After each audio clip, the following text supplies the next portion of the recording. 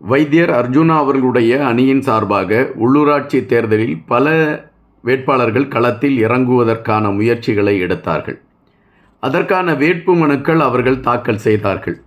ஆனால் வேட்பு மனுவில் ஒரு குறிப்பிட்ட சான்றிதழ் இல்லை என்பதை காரணம் காட்டி அந்த வேட்பு மனுக்கள் நிராகரிக்கப்பட்டன.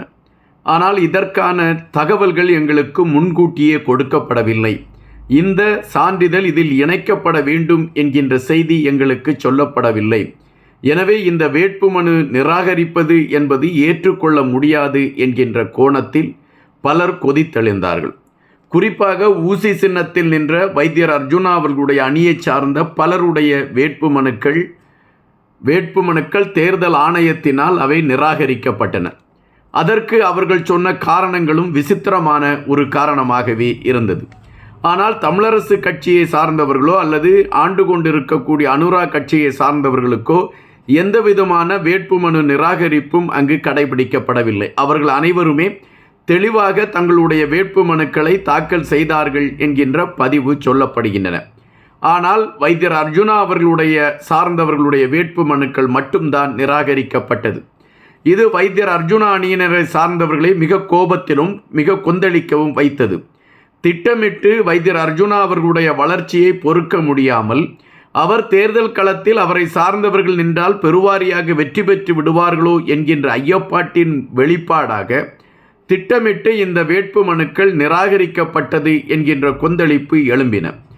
இந்த சூழலில்தான் அந்த வேட்புமனு நிராகரிப்பை எதிர்த்து வைத்தியர் அர்ஜுனா அவர்களுடைய சார்பில் நீதிமன்றத்திற்கு வழக்கு கொண்டு செல்லப்பட்டது. இந்த வழக்கில் என்ன விதமான செய்திகள் சொல்லப்படும் என்கின்ற விடயம் ஒரு கேள்விக்கணைகளாக இருந்தன. பெரும்பாலானவர்கள் சொன்ன விடயம் மீண்டும் வைத்தியர் அணியினை சார்ந்தவர்கள் இந்த தேர்தலில் நிற்பதற்கான ஒரு களத்தை நீதிமன்றம் உருவாக்கும் என்கின்ற நம்பிக்கை சொல்லப்பட்டது. அதுபோல கண்டிப்பாக தேர்தல் ஆணையம் இந்த விடயத்தில் பின்வாங்கி யார் யாருடைய வேட்புமனுக்கள் நிராகரிக்கப்பட்டதோ அவர்களுடைய வேட்புமனுக்கள் மீண்டும் அதை களத்தில் கொண்டு வந்து சேர்ப்பதற்கான ஒரு நடவடிக்கையை எடுக்கும் என்கின்ற நம்பிக்கை பரவலாக எல்லார் மனதிலுமே பேசப்பட்டது. எல்லோரும் அதை நினைத்து கொண்டும் இருந்தார்கள்.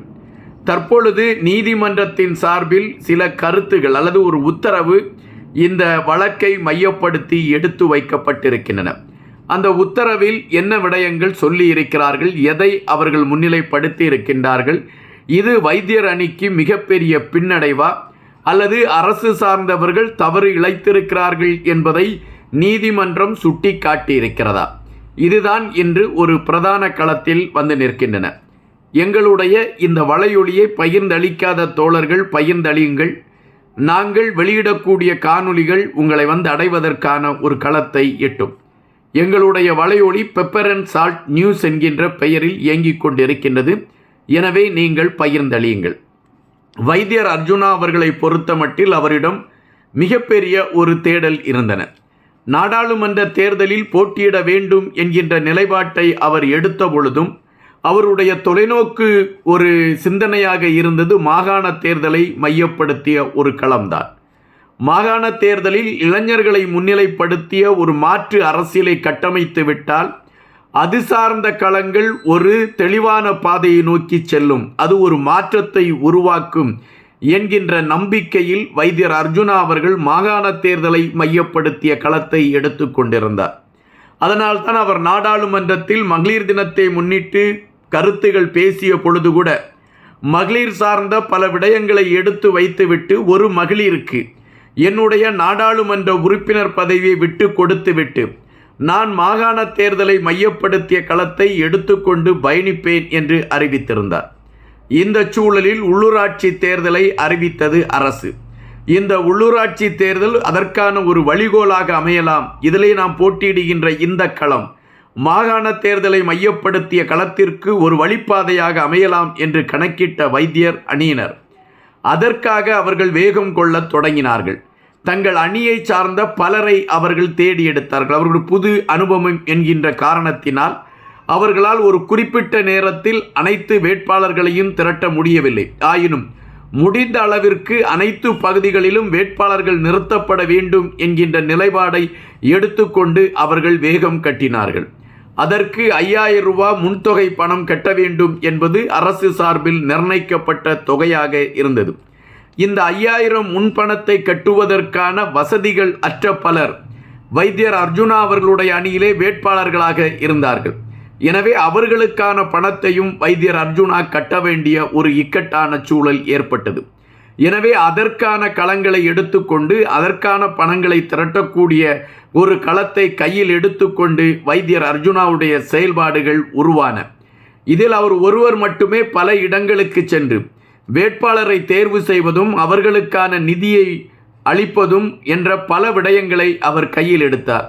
இதில் அரசு சார்பில் என்ன விடயம் கேட்கப்பட்டிருக்கிறது என்று வேட்புமனுவை அவர்கள் பார்க்கவில்லை. காரணம், இதற்கு முன்பு இருந்த வேட்புமனு தாக்கலுக்கு என்ன நடைமுறை கடைபிடிக்கப்பட்டதோ அந்த நடைமுறையை கையில் எடுத்துக்கொண்டு அவர்களுடைய பயணங்கள் இருந்தது.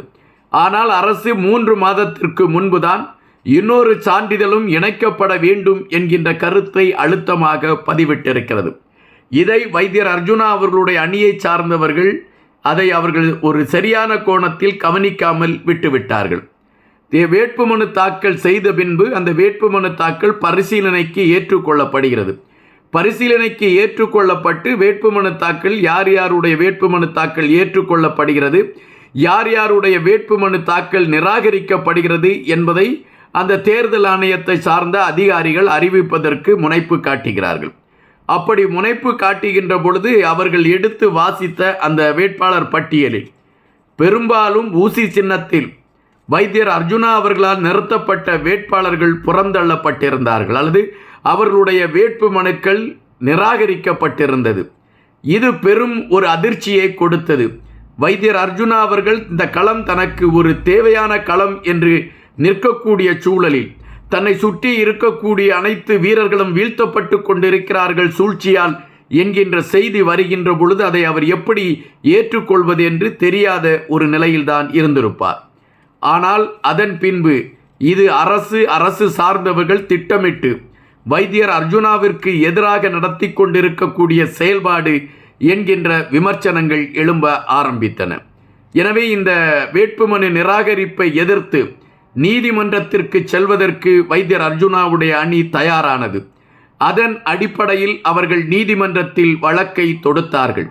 இந்த வழக்கு விசாரணைக்கு வந்து விசாரணையின் அடிப்படையில் நீதிபதி அறிவித்திருக்கக்கூடிய கருத்து என்னவென்றால், வைத்தியர் அர்ஜுனா அவர்களுடைய அணியை சார்ந்தவர்கள் தேர்தலில் நிற்பதற்கான அனைத்து உரிமைகளும் அவர்களுக்கு இருக்கிறது.